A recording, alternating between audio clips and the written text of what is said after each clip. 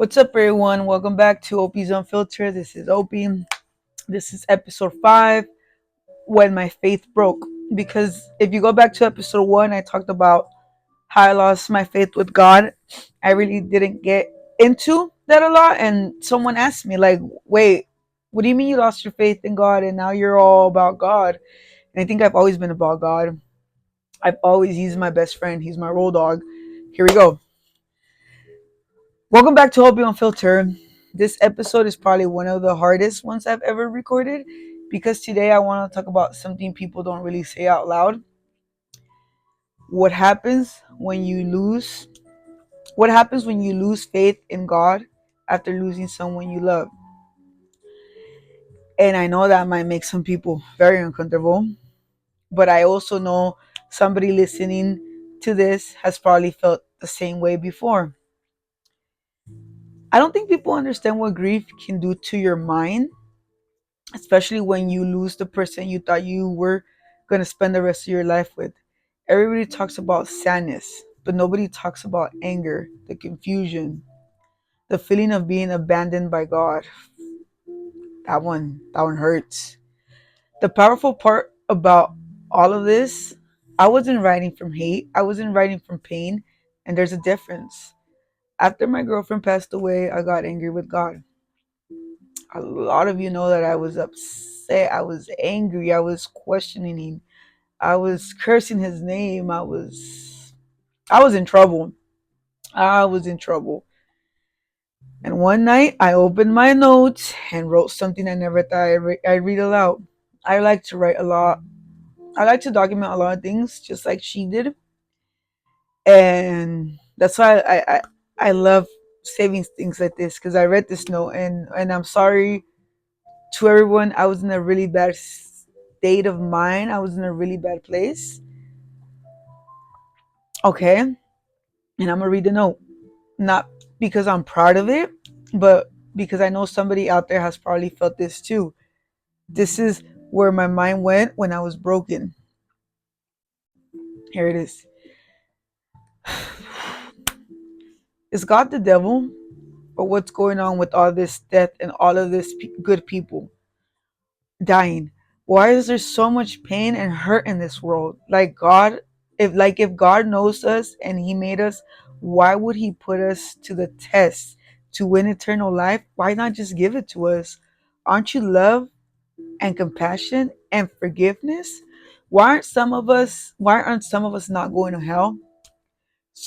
So no forgiveness? I've been talking to someone, something I didn't know. I don't know for as long as I can remember. Since I was a kid, I've been talking to God, thinking of it's this mighty heaven God, heaven, mighty, almighty God. And I've never had one fucking sign. How is that fair? To believe in something when everything around you is shit and pain? When you didn't even get a chance to regret everything you've done, every bad choice you made, when you're trying to be a good fucking person for this God to take the best thing that has ever happened to you? How the fuck do you guys want me to believe in God, huh? Damn, I was angry. I don't believe like that anymore, okay? I was just fucking angry. I was mad. I was livid. Grief is a weird, happy, not happy. Well, yeah, happy, weird journey. And honestly, this is the kind of pain I felt when I lost my soulmate. Not just sadness, real anger. I was fucking angry. Confusion, feeling abandoned, feeling like nothing makes sense anymore. And looking back now, I don't think I hated God. I think I was hurt. Yeah, I've never hated God. I was really hurt. I was in pain. In so much pain. I think I wanted answers nobody could give me. Because when you lose someone you love, sometimes your faith doesn't disappear peacefully. Sometimes it breaks. And for a while, I stopped seeing God in anything. I stopped believing there was signs. I stopped believing prayers matter. And like I said, I I pray, I talk to God, and all everything I ever believed in as a kid just wasn't there no more. I don't want to talk to him. I but that was killing me inside, not being able to talk to my best friend. It killed me inside. It was killing me inside. It wasn't me. It wasn't me. I stopped believing anyone was listening. Yeah, I was like, who the fuck have I been talking to my whole life? Like, there's nothing out there. What the fuck? Confusion is real. Grief comes in so many stages. It's insane. But healing is strange because even when you're broken, like life somehow keeps moving. There were days I isolated myself completely, days I didn't want to talk to anyone, days where my mind felt louder than the entire world around me. Sometimes I go hiking alone. Yep, I have many funny stories about me hiking, scary ones too, about me hiking alone for hours. Fishing alone, yeah, camping alone. Oh yeah, there's stories about camping alone. There's always something that happens, especially at night. Ghost stories. Riding my bikes for hours. I love riding my bikes. I love being outdoor. I ride my bikes for hours. So if you have a bike and you want to ride it with me, call me, text me. I'll go ride my bike with you. I think I ride my bike every day. And even sitting somewhere quiet, having a picnic by myself. Yeah, I used to have picnics by myself because me and her would do that a lot. We would go to a turtle park or the beach and just have picnics. And that's how I felt close to her. So I would go do things that me and her enjoyed. I still do them. I still do a lot of things me and her used to do. And honestly, these moments helped me more than I expected. Being in nature, being in silence, just breathing for a second, without the weight of everything crushing me. And even when I was alone, I wasn't really alone. I talked to her. I do. I still talk to her. I talk to her and God. I'd be like, hey, what's up, baby girl? Like, look at what happened. Look at Mr. Handsome. Look at Princesita, your cheesy dad. Look at your mom. Avery. And I talk to her about everything, even about my friends. Like, oh, babe, did you see what freaking V did, or did you now look at this, or whatever? Oh, babe, you see what's going on with Jen now, or look at with Isaiah.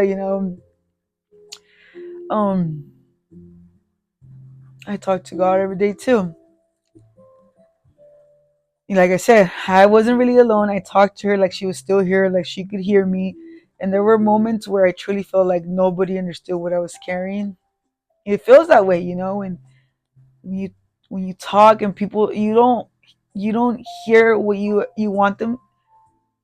They don't say what you want to hear, what you want them to say, and that's very hard to very.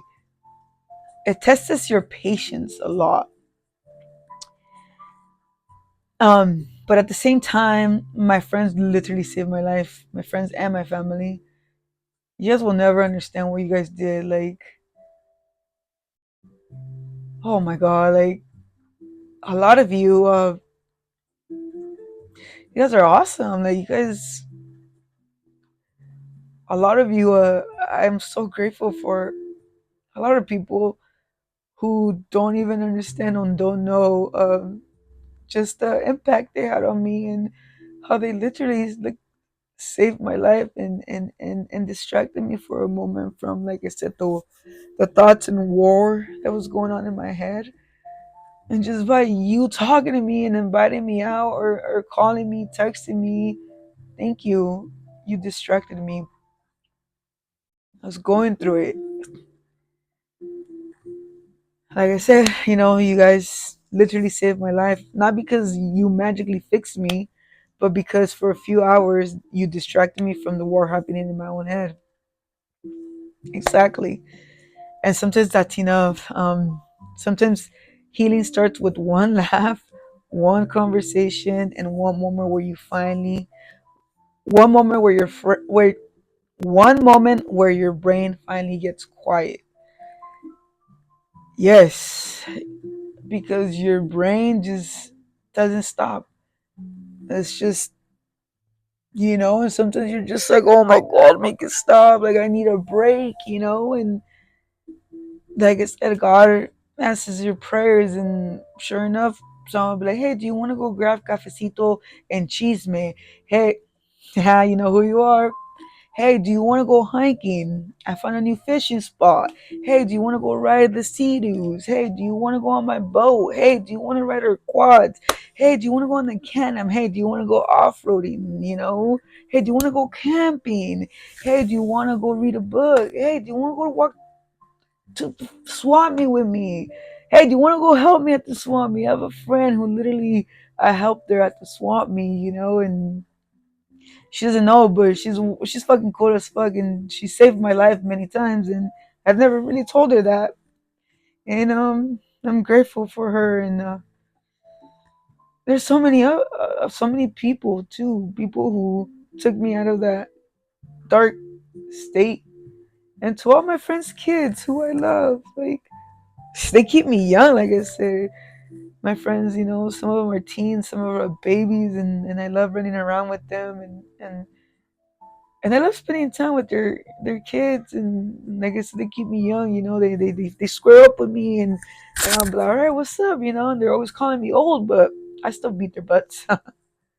So thank you, everybody. And yeah, and looking back now, I don't think God abandoned me.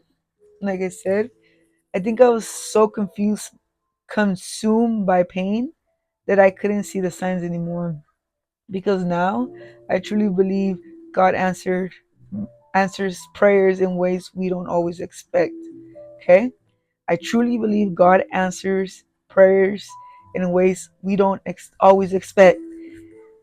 Sometimes through people, like I said, sometimes through peace, sometimes through surviving something you thought would destroy you, and sometimes the signs are everywhere. You just have to be open enough to see them. Yes, open enough to believe again, open enough to give your heart fully to God instead of only reaching for Him when life hurts. That's true. It's very unfair that some of us just look for Him when we need something, when we're at rock bottom, when we're sad, and that's okay. I'm not saying it's okay. It's not okay, but also remember to thank Him every day, to follow His word. Not just look for Him when you need it. Just be grateful and thank Him for the food in your mouth, the roof over your head, the clothes that keep you warm. Thank Him. Not a lot of people are blessed, but a lot of us are, and just be grateful and love your brother, love your sister, love your neighbor, and just spread love. We have enough hate in this world. We have enough bad things going on with us. We're fighting a whole war. Like, let's just all stick together and spread love and not hate, and let's let's just be good people, man. Like, just be good. It's hard to be a good fucking person. Oh, fuck, it's hard to be a good person, and life tests you, and you just gotta be strong. You just gotta stick to your word. And I'm a good person, and this is just an unhealed person, and just pray for them, or whatever situation you're in. Pray. Your tongue has a lot of power. A lot of power. Your tongue has a lot of power. So pray, manifest. If you don't believe in manifestation, pray. I believe in manifestation a lot. So I still don't have every answer. I still question things sometimes. But now, instead of only seeing darkness, I try to notice the signs, the random peace, the people who show up at the right time. Oh gosh, yeah. The moment that remind You're still here for a reason, because I really believe now God never stopped listening to me. He really doesn't. I was just too broken to hear him back then. So if you're listening to this right now and you're angry, confused, questioning life, questioning God, I understand you more than you'll ever know. I completely understand you. And I want you to know something. Feeling broken doesn't make you weak. It really doesn't. It does not make you weak.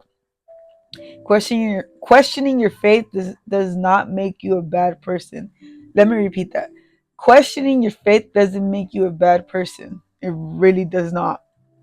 Sometimes pain makes people search deeper, and maybe that search is what eventually brings us closer to God again. You're not alone in this, and one day the signs you couldn't see before might finally make sense. Okay? So pray, ask for him. Ask him to come into your life. This is Opie Unfiltered, everybody. Thank you again for listening. You have any questions, any requests, any ideas, hit me up. Thank you, everybody who's still texting me, who's still encouraging me, who's still telling me things, who I love you all. I see you all. Like, again, please like it, thumbs up, and if you don't like it, then fuck it, thumbs down too, whatever. Just interact with my videos, subscribe. Thank you guys. You'll never understand all this. And to my 2 followers, to my 4 people, to my 5, whatever. I'm just kidding.